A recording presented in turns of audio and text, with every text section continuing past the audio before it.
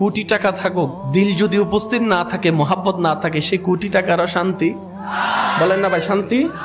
আপনি সারা দিন কামাইলেন 1 কোটি টাকা, ঘরে এসে যদি শান্তি না পান, সেই কোটি টাকার কোনো দাম? মাইকের আওয়াজ যদ্দূর যাচ্ছে, গভীর মনোযোগ। আল্লাহ যদি বিচারক হয়, পাপ তো পাবেন না? পাবেন, সুযোগ আছে।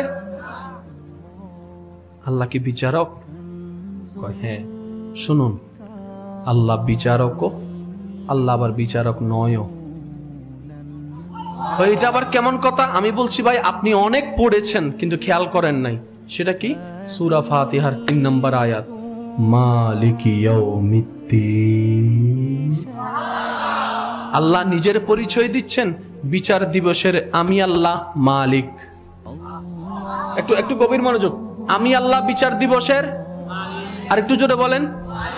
বিচারক আর মালিক নট আর সেম। বিচারকের একটা নির্দিষ্ট গণ্ডি আছে, কথা বলেন না রে ভাই। বিচারকের একটা নির্দিষ্ট নিয়ম আছে, মালিকের নির্দিষ্ট নিয়ম নাই। মালিক কাকে বলে? যিনি সকাল 6টার দোকান 10টায় খোলার ক্ষমতা রাখে। মালিক কাকে বলে?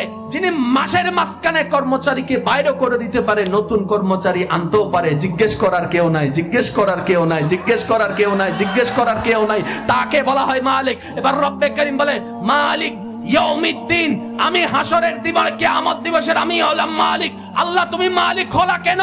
কই নবীর সুপারিশের মাধ্যমে আমার গুনাহগার বান্দাদেরকে জাহান্নাম থেকে জান্নাতি বানানোর জন্য আমি নিজে মালিক হয়ে গেলাম।